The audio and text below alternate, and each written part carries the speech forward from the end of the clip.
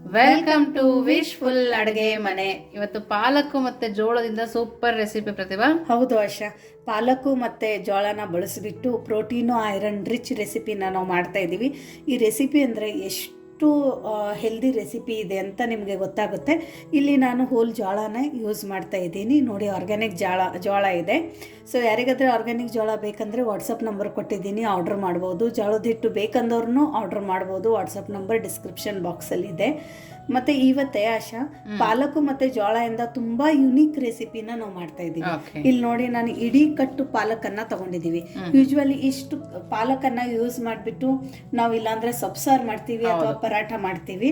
So ಇವತ್ತೇ ನಾವು ಇಟ್ಟು ಪಾಲಕನ್ನು ಬಳಸಿಬಿಟ್ಟು ಅದರ ಜೊತೆ ಹೋಲ್ ಜೋಳನ ಬಳಸಿಬಿಟ್ಟು ತುಂಬ ಯುನೀಕು, ಡಿಫ್ರೆಂಟು ಮತ್ತು ಹೆಲ್ದಿ ರೆಸಿಪಿನ ಮಾಡ್ತಾ ಇದ್ದೀವಿ.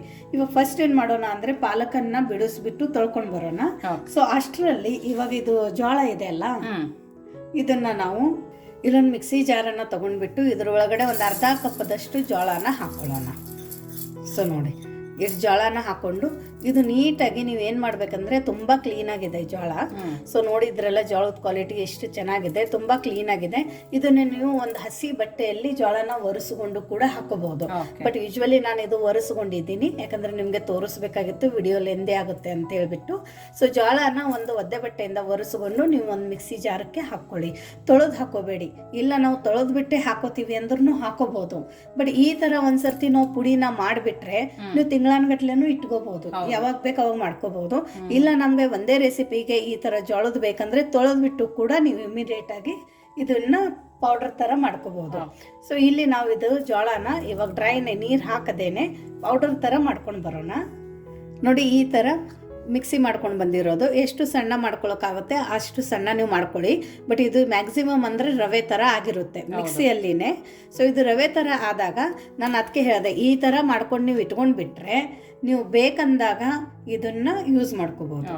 ಇಲ್ಲ ನಾವು ತೊಳೆದ್ಬಿಟ್ಟೆ ಯೂಸ್ ಮಾಡ್ತೀವಿ ಅಂದರೆ ನೀವು ಎಷ್ಟು ಇವಾಗ ಮಿಕ್ಸಿ ಜಾರಲ್ಲಿ ಹಾಕಿರ್ತೀರ ಅಷ್ಟೆಲ್ಲ ನೀವು ಒಂದೇ ಟೈಮಕ್ಕೆ ಯೂಸ್ ಮಾಡಬೇಕಾಗುತ್ತೆ. ಇದ್ರ ರವೆ ಬರುತ್ತಲ್ಲ, ಸೂಜಿ, ಆ ಥರ ಅಷ್ಟು ಸಣ್ಣಕ್ಕಾಗಿದೆ ನೋಡಿ. ಇಲ್ಲ ನಮ್ಮ ಹತ್ರ ಜೋಳದ ಹಿಟ್ಟಿದೆ ಅಂದರೆ ನೀವು ಜೋಳದ ಹಿಟ್ಟು ಕೂಡ ಯೂಸ್ ಮಾಡ್ಕೋಬೋದು. ಸೊ ಇವಾಗ ಇದನ್ನ ಪಕ್ಕಕ್ಕೆ ಇಡೋಣ.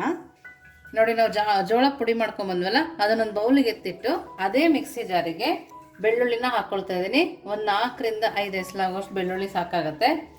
ಶುಂಠಿ ಒಂದು 2 ಸ್ಪೂನ್ ಆಗುವಷ್ಟು ಧನಿಯಾ ಬೀಜನ ಹಾಕ್ಕೊಳ್ತಾ ಇದ್ದೀನಿ. ಖಾರಕ್ಕೆ ಅನುಗುಣವಾಗಿ ಹಸಿಮೆಣಸಿನ್ಕಾಯಿ ಬದಲಾಗಿ ಗ್ಯಾಸ್ಟ್ರಿಕ್ ಆಗುತ್ತೆ ಅನ್ನೋರು ಒಣ ಮೆಣಸಿನ್ಕಾಯಿನೂ ಹಾಕೋಬಹುದು, ಇಲ್ಲ ಅಂದ್ರೆ ಕೆಂಪು ಖಾರದ ಪುಡಿನೂ ಹಾಕೋಬಹುದು. ಅದ್ರ ಜೊತೆ 1 ಸ್ಪೂನ್ ಅಷ್ಟು ಇಲ್ಲಿ ನಾವು ಜೀರಿಗೆನ ಹಾಕೋಬೇಕು, ಯಾಕಂದ್ರೆ ಡೈಜೆಷನ್ ತುಂಬಾ ಚೆನ್ನಾಗಾಗುತ್ತೆ ಅಂತೇಳಿ. ಸೊ ಇವಾಗ ನಾವು ಪಾಲಕ್ ಯೂಸ್ ಮಾಡ್ತಾ ಇದೀವಿ ಅಂತೇಳಿ ಇದ್ರ ಒಳಗಡೆ ನಾವು ಕೊತ್ತಂಬರಿ ಸೊಪ್ಪೆಲ್ಲ ಯೂಸ್ ಮಾಡ್ತಾ ಇಲ್ಲ. ಸೊ ಹಂಗಾಗಿ ಇವಾಗ ಇದು ಮೇನ್ ಮಸಾಲೆ ನಾವು ಮಾಡುವಂತ ರೆಸಿಪಿಗೆ. ಸೊ ಈ ಮಸಾಲೆನ ನೀರ್ ಹಾಕದೆ ರುಬ್ಕೊಂಡು ಬರ್ಬೇಕು, ನೀರ್ ಹಾಕೋಬಾರ್ದು. ಸ್ವಲ್ಪ ತರಿ ಹಂಗೆ ಇದ್ರೆ ಬಾಯಲ್ಲಿ ಚೆನ್ನಾಗಿ ಸಿಗುತ್ತೆ. ಸೊ ಇದನ್ನ ರುಬ್ಕೊಂಡು ಬರೋಣ. ನೋಡಿ, ಈ ತರ ತರಿಯಾಗಿ ರುಬ್ಕೊಂಡ್ ಬಂದಿರೋದು ನೋಡಿ, ಇದೇ ತರ ತರಿಯಾಗಿರ್ಬೇಕು. ಇಲ್ಲಿ ಒಂದು ಹನಿ ಕೂಡ ನೀರು ಸೇರಿಸಿಲ್ಲ ನೋಡಿ. ಇವಾಗ ಇದನ್ನ ಪಕ್ಕಕ್ಕಿಟ್ಟು ನೆಕ್ಸ್ಟ್ ಏನ್ ಮಾಡೋದು ನೋಡೋಣ ಬನ್ನಿ. ನೋಡಿ, ಇಲ್ಲೊಂದು ತಟ್ಟೆನ ತಗೊಂಡ್ಬಿಟ್ಟು ಒಳಗಡೆ ಒಂದು ಜಡಿನ ಇಟ್ಕೊಳ್ಳೋಣ. ಜಡಿನ ಇಟ್ಕೊಂಡ್ಬಿಟ್ಟು ಇಲ್ಲಿ ನಾವು ಗೋಧಿ ಹಿಟ್ಟನ್ನು ತಗೋಬೇಕು. ಸೊ ನೋಡಿ, ಇಲ್ಲಿ ನಾನು 1.5 ಕಪ್ ಆಗುವಷ್ಟು ಗೋಧಿ ಹಿಟ್ಟನ್ನು ತಗೋತಾ ಇದ್ದೀನಿ. ಇದನ್ನ ಜಡಿ ಮಾಡಲೇಬೇಕು ಕಂಪಲ್ಸರಿ, ಯಾಕಂದ್ರೆ ಒಳಗಡೆ ಹೊಟ್ಟಿರುತ್ತೆ ಗೋಧಿದು, ಚಟ್ಟುನು ಅಂತಾರೆ ಅದಕ್ಕೆ. ಸೊ ಅದರಿಂದ ಏನಾಗುತ್ತಂತೆ, ನಾವು ಮಾಡೋ ಅಂತ ರೆಸಿಪಿ ಹಾರ್ಡ್ ಆಗುತ್ತೆ. ಬಟ್ ಯೂಶ್ವಲಿ ನ್ಯೂಟ್ರಿಷನಲ್ ಬೆನಿಫಿಟ್ಸ್ ಅನ್ನ ನೋಡೋಕ್ ಹೋದ್ರೆ ನಾವು ಇದನ್ನ ಜಡಿ ಮಾಡಬಾರ್ದು, ಇದನ್ನು ತಿನ್ಬೇಕು. ಸೊ ಒಂದೊಂದು ರೆಸಿಪಿಗೆ ನಾನು ಫುಲ್ಲನ್ನು ಹಾಗೆ ಹಾಕಿರ್ತೀನಿ. ಬಟ್ ಇವತ್ತಿನ ರೆಸಿಪಿಗೆ ನಾವು ಜಡಿ ಮಾಡಲೇಬೇಕು. ಇದು ಮಿಕ್ಕಿರೋದನ್ನ ನೀವು ಬೇಕಂದ್ರೆ ಗಿಡಗಳಿಗೂ ಕೂಡ ಹಾಕ್ಬೋದು. ಸೊ ನೋಡಿ, ಇವಾಗ ಜಡಿ ಮಾಡಿರುವಂಥ ಗೋಧಿ ಹಿಟ್ಟು. ಸೊ ಪ್ಯೂರ್ ಗೋಧಿ ಹಿಟ್ಟೆ ತೊಗೊಳ್ಳಿ, ಆರ್ಗ್ಯಾನಿಕ್ ಆಗಿ ಇರುವಂಥದ್ದೇ ತೊಗೊಳ್ಳಿ. ಯಾರಿಗಾದರೆ ಪ್ಯೂರ್ ಗೋಧಿ ಹಿಟ್ಟು ಬೇಕಂದ್ರೂ ವಾಟ್ಸಪ್ ನಂಬರ್ ಕೊಟ್ಟಿರ್ತೀನಿ, ನೀವು ಆ ಡಿಸ್ಕ್ರಿಪ್ಷನ್ ಬಾಕ್ಸಿಂದ ವಾಟ್ಸಪ್ ನಂಬರಿಗೆ ನಮಗೆ ಮೆಸೇಜ್ ಹಾಕ್ಬೋದು. ಏನು ಜೋಳನ ಮಿಕ್ಸಿಗೆ ಹಾಕೊಂಡು ಇಟ್ಕೊಂಡಿದ್ವಲ್ಲ, ಅದು ಹಿಟ್ಟು ಕೂಡ ಇದ್ರೊಳಗಡೆ ಸೇರಿಸ್ಬೇಕು. ಇದಕ್ಕೇನೆ ಬಿಳಿ ಎಳ್ಳನ್ನು ತಗೊಂಡಿರೋದು, ಸ್ವಲ್ಪ ಓಂ ಕಾಳು ನೋಡಿ, ಸ್ವಲ್ಪ ಅರಿಶಿಣದ ಪುಡಿ. ಇಲ್ಲಿ ನಾನು ಒಂದು 3 ಚಿಟಿಕೆ ಆಗುವಷ್ಟು ಕುಕಿಂಗ್ ಸೋಡಾನ ತಗೊಂಡಿದ್ದೀನಿ. ಇದಕ್ಕೇನೆ ರುಚಿಗೆ ತಕ್ಕಷ್ಟು ಉಪ್ಪು, ನೋಡಿ ನಾವು ಮಿಕ್ಸಿ ಜಾರಲ್ಲಿ ಏನು ಹಸಿಮೆಣಸಿನ್ಕಾಯಿ ಮತ್ತು ಮಸಾಲೆನ ರುಬ್ಕೊಂಡಿದ್ವಿ ಅದನ್ನು ಕೂಡ ಇದ್ರೊಳಗಡೆ ಸೇರಿಸಬೇಕು. ಖಾರನ ನೋಡಿಬಿಟ್ಟು ನೀವು ಇದ್ರೊಳಗಡೆ ಹಾಕೋಬಹುದು. ಇದು ಮಸಾಲೆನೂ ಅಷ್ಟೇ ನಾವೇನು ಮಾಡ್ಕೊಂಡು ಇಟ್ಕೊಂಡಿದ್ವಲ್ಲ ಇದು ನೀವು ಒಂದು ಸರ್ತಿ ಮಾಡಿಬಿಟ್ಟು ಒಂದು 4 ದಿವಸ ಫ್ರಿಜ್ಜಲ್ಲಿ ಹಾಕಿಟ್ಟಿದ್ರೂ ಕೆಡಲ್ಲ. ಓಕೆ. ಸೊ ಒಂದು ಸ್ವಲ್ಪ ಖಾರ ಖಾರ ಆಗಿರಲಿ ಅಂತ ಹೇಳ್ಬಿಟ್ಟು ನಾನು ಎಲ್ಲದನ್ನು ಹಾಕ್ಕೊಂಡಿದ್ದೀನಿ. ಈ ಟೈಮಲ್ಲಿ ಯಾರಾದರೂ ಹಸಿಮೆಣಸಿನ್ಕಾಯಿ ತಿನ್ನಲ್ಲ ಅನ್ನೋರು ಬೇರೆ ಮಸಾಲೆನ ಮಿಕ್ಸಿಗೆ ಹಾಕೊಂಡ್ಬಿಟ್ಟು ಹಸಿಮೆಣಸಿನ್ಕಾಯಿ ಬದಲಾಗಿ ಇವಾಗ ಇಲ್ಲಿ ನೀವು ಕೆಂಪು ಖಾರದ ಪುಡಿನ ಬಳಸ್ಬೋದು. ಓಕೆ. ಇವಾಗ ನೋಡಿ ಇಲ್ಲಿ ನಾನು ಇಡೀ ಕಟ್ ಪಾಲಕನ್ನು ಸಣ್ಣದಾಗಿ ಕಟ್ ಮಾಡ್ಕೊಂಡು ಇಟ್ಕೊಂಡಿದ್ದೀನಿ. ತುಂಬ ಜಾಸ್ತಿ ಸಣ್ಣನೇ ಕಟ್ ಮಾಡ್ಬೇಕಂತೇನಿಲ್ಲ, ಸ್ವಲ್ಪ ದಪ್ಪ ದಪ್ಪ ಇದ್ರೂ ಬಾಯಲ್ಲಿ ಸಿಗುತ್ತಲ್ಲ ಚೆನ್ನಾಗಿರುತ್ತೆ. ಸೊ ಬೇಕಂದವರು ಇದ್ರೊಳಗಡೆ ಕಡಲೆ ಹಿಟ್ಟು ಅಥವಾ ಅಕ್ಕಿ ಹಿಟ್ಟು ಕೂಡ ಹಾಕೋಬಹುದು. ಬಟ್ ನಾವು ಇದು ಟೋಟಲಿ ಗ್ಲುಟನ್ ಫ್ರೀ ಥರ ಮಾಡೋಣ ಅಂತ ಹೇಳ್ಬಿಟ್ಟು ಇದು ರೆಸಿಪಿನ ಮಾಡ್ತಾ ಇದ್ದೀವಿ. ಯಾಕಂದರೆ ಗೋಧಿ ಹಿಟ್ಟಿದೆ, ಗೋಧಿ ಹಿಟ್ಟಲ್ಲಿನೂ ಸ್ವಲ್ಪ ಗ್ಲುಟನ್ ಇದ್ದೇ ಇರುತ್ತೆ. ಬಟ್ ಟೋಟಲಿ ಇದ್ರೊಳಗಡೆ ನಾವು ಜೋಳದ ಹಿಟ್ಟು ಮತ್ತು ಗೋಧಿ ಹಿಟ್ಟು ಬಳಸಿ ಮಾಡೋದ್ರಿಂದ ಇದು ಬ್ಯಾಲೆನ್ಸ್ ಆಗುತ್ತೆ.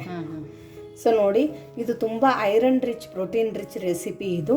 ಸೊ ಇದನ್ನು ಸ್ಟಾರ್ಟಿಂಗಲ್ಲಿ ನೀರು ಹಾಕಿ ಕಲಿಸ್ಬಾರ್ದು, ಯಾಕಂದರೆ ಆಲ್ರೆಡಿ ಪಾಲಕಲ್ಲಿ ನೀರಿನಾಂಶ ಜಾಸ್ತಿ ಇರುತ್ತೆ. ಹಂಗಾಗ್ಬಿಟ್ಟು ಹಿಟ್ಟಿಗೆ ನೀರು ಜಾಸ್ತಿ ಆಗಿಬಿಡುತ್ತೆ. ಸೊ ಇದು ನಮಗೆ ಸ್ವಲ್ಪ ಟೈಟಾಗಿಯೇ ಕಲಿಸ್ಕೊಂಡು ಬರಬೇಕು. ಸೊ ನೀಡಿದರೆ ಮಾತ್ರ ಸ್ವಲ್ಪ ನೀರನ್ನು ಹಾಕ್ಕೊಂಡು ಕಲಿಸ್ಕೋಬೇಕು. ಸೊ ಇದನ್ನು ನಾವು ಹಿಟ್ಟನ್ನು ನೀಟಾಗಿ ಕಲಿಸ್ಕೊಂಡು ಬರೋಣ. ಇನ್ನೊಂದಂದರೆ ಯಾರು ನೀವು ಇನ್ನೂ ನಮ್ಮದು ವಾಟ್ಸಪ್ ಗ್ರೂಪ್ ಲಿಂಕ್ ಜಾಯಿನ್ ಆಗಿಲ್ಲ ಅಂದರೆ ಡಿಸ್ಕ್ರಿಪ್ಷನ್ ಬಾಕ್ಸಲ್ಲಿ ವಾಟ್ಸಪ್ ಗ್ರೂಪ್ ಲಿಂಕನ್ನು ಕೊಟ್ಟಿದ್ದೆ. ಆ ಲಿಂಕ್ ಮೇಲೆ ಕ್ಲಿಕ್ ಮಾಡಿದರೆ ಸಾಕು, ನೀವು ನಮ್ಮ ಜೊತೆ ಕನೆಕ್ಟ್ ಆಗ್ತೀರಾ. ಏನೇ ಕ್ವೆರೀಸು ಡೌಟ್ಸ್ ಇದ್ರೂ ಕೂಡ ನೀವು ಅಲ್ಲಿ ಕಮ್ಯುನಿಕೇಟ್ ಮಾಡ್ಕೋಬೋದು. ಇಲ್ಲ ಪರ್ಸ್ನಲ್ಲಾಗಿ ಮೆಸೇಜ್ ಹಾಕಿ ಏನಾದರೂ ಕೇಳಬೇಕು ಅಂದರೆ ನೀವು ಅಲ್ಲಿ ವಾಟ್ಸಪ್ ನಂಬರು ಕೂಡ ಕೊಟ್ಟಿದ್ದೀವಿ, ಅಲ್ಲಿ ನೀವು ವಾಟ್ಸಪ್ ಕೂಡ ಮಾಡ್ಬೋದು. ಇಲ್ಲ ನಮ್ಮ ರೆಸಿಪಿಗಳು ನೀವೆಲ್ಲ ಟ್ರೈ ಮಾಡಿದ್ದೀರಾ, ನಿಮ್ಗೆ ಏನೇ ಕ್ವೆರೀಸು ಅಥವಾ ಡೌಟ್ಸ್ ಬಂದ್ರೂ ಕೂಡ ನೀವು ಅಲ್ಲಿ ವಾಟ್ಸಪ್ ನಂಬರ್ಗೆ ನಮ್ಮ ಜೊತೆ ಕಮ್ಯುನಿಕೇಟ್ ಮಾಡ್ಬೋದು. ಸೊ ನೀವು ಇದು ಹಿಟ್ಟನ್ನು ಗಟ್ಟಿಯಾಗಿ ಕಲಿಸ್ಕೊಂಡು ಬರಬೇಕು. ಇದಕ್ಕೆ ಜಾಸ್ತಿ ನೀರು ತಗೊಂಡಿಲ್ಲ, ಒಂದೇ ಒಂದು ಸರ್ತಿ ನಾನು ನೀರನ್ನು ಹಾಕ್ಕೊಂಡಿದ್ದೀನಿ, ಒಂದು ಸ್ವಲ್ಪ ನೀರನ್ನೇ ಹಾಕ್ಕೊಂಡಿದ್ದೀನಿ. ಯಾಕಂದರೆ ಇದು ವಾಟರ್ ರಿಲೀಸ್ ಮಾಡುತ್ತೆ ಪಾಲಕ್ ಅಂತ ಹೇಳ್ಬಿಟ್ಟು. ಸೊ ನೋಡಿ ಈ ಥರ ನೀಟಾಗಿ ಉಂಡೆ ಮಾಡ್ಕೊಂಡು ಬರಬೇಕು ಇದ್ರದ್ದು. ಸೊ ನೋಡಿ ಈ ಥರ ನಾವು ಗಟ್ಟಿಯಾಗಿ ಹಿಟ್ಟನ್ನು ಕಲಿಸ್ಕೊಂಡು ಬರಬೇಕು. ಇದು ಏನು ತುಂಬ ಜಾಸ್ತಿ ಗಟ್ಟಿ ಇಲ್ಲ, ನಾರ್ಮಲಾಗಿ ಚಪಾತಿ ಹದಕ್ಕೇ ಕಲಿಸಿದ್ದೀವಿ. ತುಂಬ ಕಡಿಮೆ ನೀರನ್ನು ತಗೊಂಡಿದೆ. ಇದರಲ್ಲಿ ನಾವು ಒಂದು 3 ಉಂಡೆನ ಮಾಡ್ಕೊಳ್ಳೋಣ. ಇದು ಹೆಂಗಂದರೆ ಸಿಲಿಂಡ್ರಿಕಲ್ ಶೇಪಲ್ಲಿ ನಾವು ಈ ಥರ ಉಂಡೆಗಳನ್ನ ಮಾಡ್ಕೋಬೇಕು. ನೋಡಿ ಈ ಥರ ಉಂಡೆಗಳನ್ನ ಮಾಡ್ಕೋಬೇಕು. ಈ ಥರ ಉಂಡೆಗಳನ್ನ ಮಾಡಿಬಿಟ್ಟು ಇವಾಗ ಈ ಉಂಡೆನ ನಾವು ನೋಡಿ ಇಲ್ಲೊಂದು ಪಾತ್ರೆನ ತೊಗೊಂಡಿರೋದು. ನಾನು ತೆಳಗಡೆ ಪಾತ್ರೆಯಲ್ಲಿ 1-2 ಗ್ಲಾಸ್ ಆಗೋಷ್ಟು ನೀರನ್ನು ಹಾಕ್ಕೊಂಡು ಮೇಲ್ಗಡೆ ಒಂದು ಜಡಿನ ಇಟ್ಕೊಂಡಿರೋದು. ಸೊ ನೋಡಿ ಇವಾಗ ಈ ಜಡಿಗೆ ಒಂದು ಸ್ವಲ್ಪ ಎಣ್ಣೆನ ಒರೆಸ್ಕೋಬೇಕು. ತೆಳಗಡೆ ಅಂಟಬಾರ್ದು ಅಂತೇಳ್ಬಿಟ್ಟು ಎಣ್ಣೆ ಒರೆಸ್ಕೊಂಡ್ರು. ಸೊ ನೋಡಿ ಇವಾಗ ಫ್ಲೇಮನ್ನು ಹೈ ಫ್ಲೇಮಲ್ಲಿ ಇಟ್ಕೊಂಡು ಮೇಲ್ಗಡೆ ಒಂದು ಮುಚ್ಚಳನ ಮುಚ್ಚಿಬಿಟ್ಟು ಸ್ವಲ್ಪ ನೀರು ಹೆಸರು ಬರೋಕ್ಕೆ ಬಿಡಬೇಕು. ನಾವು ಸ್ವಲ್ಪ ಬಿಸಿ ಆಗಬೇಕು. ಆಮೇಲೆ ನಾವು ಮಾಡ್ಕೊಂಡಿರೋಂಥ ಉಂಡೆಗಳನ್ನ ಇಡೋಕೆ ಈಸಿ ಆಗುತ್ತೆ. ನೋಡಿ ಇವಾಗ ತೆಳಗಡೆ ನೀರು ಕುದಿ ಬಂದಿದೆ, 1 ನಿಮಿಷ ಆಗಿದೆ. ಇವಾಗ ನಾವು ಮಾಡ್ಕೊಂಡಿದ್ವಲ್ಲ ಉಂಡೆ, ಈ ಉಂಡೆನ ಇದ್ರೊಳಗಡೆ ಇಟ್ಕೋಬೇಕು ಈ ಥರ. ಸೊ ನೀಟಾಗಿ ಒಂದು ಸ್ವಲ್ಪ ಕೈಗೆ ಎಣ್ಣೆ ಹಚ್ಕೊಂಡು ಕೂಡ ನಾವು ಈ ಥರ ಮಾಡ್ತಾ ಮಾಡ್ತಾ ಉಂಡೆನ ಇಟ್ಕೋಬೋದು. ಸೊ ನೋಡಿ ನಿಮಗೆ ಯಾವ ಸೈಜು ಯಾವ ಶೇಪ್ ಬೇಕು ಆ ಸೈಜು ಶೇಪಲ್ಲಿ ಇಲ್ಲಿ ಇಟ್ಟಿದ್ರೆ ಅದೇ ಶೇಪ್ ಬಂದುಬಿಡುತ್ತೆ. ಇಲ್ಲ ನಮ್ಗೆ ಇಷ್ಟು ಟೈಮ್ ಇಲ್ಲ ಅಂದರೆ ನೀವು ಡೈರೆಕ್ಟಾಗಿ ಒಂದು ತಟ್ಟೆಗೆ ಹಾಕಿ ಡೋಕಳ ಎಲ್ಲ ಹಸಿವಲ್ಲ ಆ ಥರ ತಟ್ಟೆಗೆ ಹಾಕಿಬಿಟ್ಟು ಈ ಥರ ಸ್ಪ್ರೆಡ್ ಮಾಡಿ ಕೂಡ ಆ ಇಡೀ ತಟ್ಟೆನೇ ಇದ್ರೊಳಗಡೆ ಇಟ್ಕೋಬೋದು. ನೋಡಿ ಈ ಥರ ಇಟ್ಬಿಟ್ಟು ಇದ್ರ ಮೇಲ್ಗಡೆ ಒಂದು ಮುಚ್ಚಳನ ಮುಚ್ಚಿಬಿಟ್ಟು ಇದನ್ನು ನಾವು ಇಡ್ಲಿ ಥರ ಒಂದು 15 ನಿಮಿಷ ಆದರೆ ಸ್ಟೀಮ್ ಮಾಡಬೇಕು ಮೀಡಿಯಮ್ ಫ್ಲೇಮಲ್ಲಿ. ನೋಡಿ ಇವಾಗ 15 ನಿಮಿಷ ಆಗಿದೆ. ಮಧ್ಯದಲ್ಲಿ ಒಂದು 12 ನಿಮಿಷ ಆದ ನಂತರ ಒಂದು ಸರ್ತಿ ತೆಗೆದುಬಿಟ್ಟು ಚೆಕ್ ಮಾಡಿ ನೋಡ್ಬೋದು. ಸೊ ಈ ಥರ ಫೋರ್ಕ್ ಚುಚ್ಚಿ ನೀವು ತೆಗೆದಾಗ ಇಲ್ಲಿ ನೋಡಿ ಏನು ಫೋರ್ಕಕ್ಕೆ ಅಂಟಿಲ್ಲ, ಅಷ್ಟು ನೀಟಾಗಿ ಕ್ಲೀನಾಗಿ ಬಂದಿದೆ. ಇವಾಗ ಫ್ಲೇಮನ್ನು ಆಫ್ ಮಾಡ್ಕೊಂಡ್ಬಿಡೋಣ.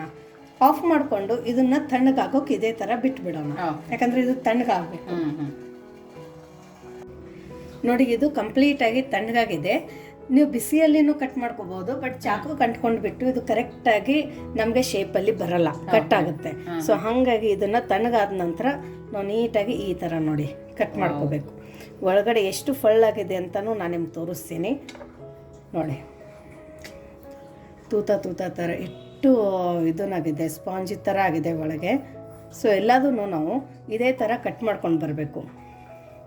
ನೋಡಿ ಇಷ್ಟು ತುಂಬಾ ಸಣ್ಣ ಕಟ್ ಮಾಡಬೇಡಿ, ಇಲ್ಲಾಂದರೆ ಕಟ್ ಮಾಡೋಕೆ ಹೋಗಿ ಕಟ್ ಆಗುತ್ತೆ. ಹೌದು. ಸೊ ಈ ಥಿಕ್ನೆಸ್ಸಲ್ಲಿ ನಾವು ಇದನ್ನು ಕಟ್ ಮಾಡ್ಕೊಂಡು ಬರಬೇಕು. ಸೊ ನೋಡಿ ಇವಾಗ ಎಲ್ಲದನ್ನು ಈ ಥರ ಕಟ್ ಮಾಡ್ಕೊಂಡು ಬರೋಣ. ಓಕೆ. ನೋಡಿ ಇಲ್ಲಿ ಪ್ಯಾನನ್ನು ಬಿಸಿ ಮಾಡ್ಕೊಳಕ್ಕೆ ಇಟ್ಕೊಂಡಿರೋದು. ಇವಾಗ ಇದ್ರ ಒಳಗಡೆ ಒಂದು 2 ಸ್ಪೂನ್ ಆಗೋಷ್ಟು ಎಣ್ಣೆನ ಹಾಕೊಳ್ಳೋಣ. ಓಕೆ. ನಮ್ಗೆ ಇಷ್ಟು ಎಣ್ಣೆ ಬೇಡ, ಶಾಲೋ ಫ್ರೈ ಬೇಡ ಅಂದವರು ಒಂದು ಸ್ಪೂನ್ ಎಣ್ಣೆನ ಹಾಕೊಂಡ್ಬಿಟ್ಟು ಒಗ್ಗರಣೆ ಹಾಕೊಂಡು ಕೂಡ ಅದೇ ಥರ ತಿನ್ಕೋಬಹುದು. ಬಟ್ ಈ ಥರ ಮಾಡಿದರೆ ಮಕ್ಕಳು ಕೂಡ ಇಷ್ಟಪಡ್ತಾರೆ, ಕ್ರಿಸ್ಪಿನೂ ಇರುತ್ತೆ, ಚೆನ್ನಾಗಿರುತ್ತೆ ತಿನ್ನೋಕ್ಕೆ. ಸೊ ನೋಡಿ ನಾವು ಮಾಡ್ಕೊಂಡಿರುವಂಥ ಎಲ್ಲ ಕಟ್ಸ್ಗಳನ್ನ ಪಾಲಕದ್ದು ಇದ್ರ ಒಳಗಡೆ ಇಡೋಣ. ಓಕೆ. ಇದಕ್ಕೆ ಆಶಾ ನಮ್ಮ ಸೈಡು ಪಾಲಕದ ವಡಿ ಅಂತ ಕರಿತೀವಿ. ತುಂಬ ಪೌಷ್ಟಿಕ, ತುಂಬ ಹೆಲ್ದಿ. ಕಡಲೆ ಹಿಟ್ಟು, ಅಕ್ಕಿ ಹಿಟ್ಟು ಯೂಸ್ ಮಾಡದೆ ಮಾಡ್ಕೊಂಡಿರುವಂಥ ಒಂದು ಹೆಲ್ದಿ ರೆಸಿಪಿ. ಮಕ್ಕಳಿಗೆ ನೀವು ಬಾಕ್ಸಿಗೂ ಕೂಡ ಮಾಡ್ಕೊಡ್ಬೋದು. ಮತ್ತು ಈ ಥರ ಮಾಡಿಬಿಟ್ಟು ನೀವು ಪಲ್ಯ ಇಲ್ಲ ಅಂದ್ರೂ ಚಪಾತಿ ಜೊತೆ ಕೂಡ ತಿನ್ಕೊಬೋದು. ಹೌದು. ನೋಡಿ ಒಂದು ಪ್ಯಾನಲ್ಲಿ ಎಷ್ಟು ಹಿಡಿಯುತ್ತೆ ಅಷ್ಟು ಹಾಕೊಂಡ್ಬಿಡೋಣ. ಆಮೇಲೆ ಇದು ಆಯಿಲು ಒಂದು ಸ್ವಲ್ಪ ಎಲ್ಲ ಕಡೆ ಈ ಥರ ಸ್ಪ್ರೆಡ್ ಮಾಡಿದರೆ ಸಾಕು. ಒಂದು ಮೈ ಚೆನ್ನಾಗಿ ಬೇಯೋ ತನಕ ಇದಕ್ಕೆ ನಾವು ಟಚ್ ಮಾಡಬಾರ್ದು. ಯಾಕಂದರೆ ಎಡೆ ಸೈಡ್ ಬೇಯಿಸೋದಿರುತ್ತಲ್ಲ, ಸ್ವಲ್ಪ ಕ್ರಿಸ್ಪಿಯಾಗಿ ಅದು ಹೇಳ್ತಾ ಇದೆ ಅಂದಾಗ ಟರ್ನ್ ಮಾಡಬೇಕು. ಸೊ ನೋಡಿ ಇವಾಗ ಒಂದು ಮೈ ಚೆನ್ನಾಗಿ ಬೈದಿದೆಯಲ್ಲ ಆಶಾ, ಇದನ್ನು ಟರ್ನ್ ಮಾಡ್ಕೋಬೇಕು. ಕಲರ್ ನೋಡ್ಕೊತೀವ ಎಷ್ಟು ಸಖತ್ತಾಗಿ ಬಂದಿದೆ ನೋಡಿ. ಸೊ ಈ ಥರನೂ ಒಂದು ರೆಸಿಪಿ ನಾವು ಹೆಲ್ದಿಯಾಗಿ ಮಾಡ್ಕೋಬೋದು, ಸ್ಟೀಮ್ ಮಾಡಿ ಕೂಡ.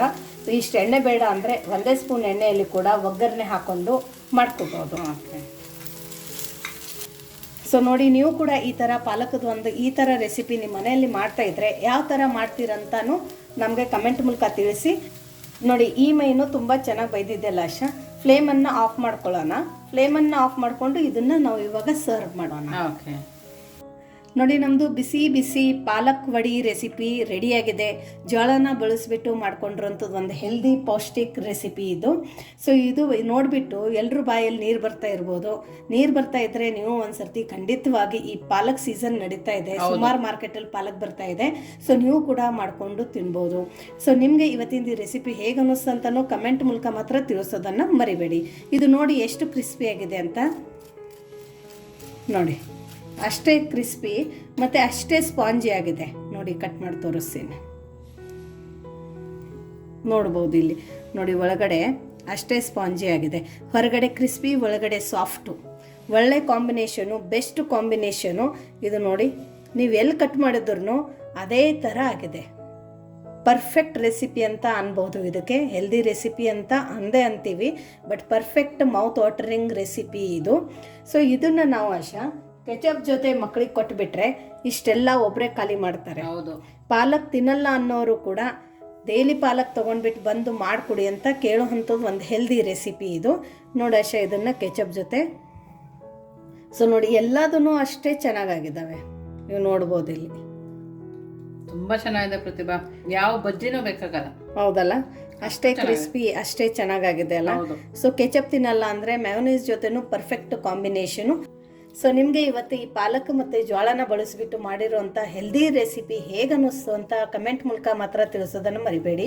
ಇನ್ನೂ ನೀವು ನಮ್ಮ ಚಾನಲ್ನ ಲೈಕ್ ಮಾಡಿಲ್ಲ ಅಂದರೆ ಲೈಕ್ ಮಾಡಿ, ಶೇರ್ ಮಾಡಿ ಮತ್ತು ಸಬ್ಸ್ಕ್ರೈಬು ಕೂಡ ಮಾಡಿ. ಮತ್ತೆ ಸಿಗೋಣ ಇದೇ ಥರ ಹೊಸ ಹೊಸ ರೆಸಿಪಿ ಜೊತೆ. ವಿಶ್ ಫುಲ್ ಅಡುಗೆ ಮನೆಯಲ್ಲಿ.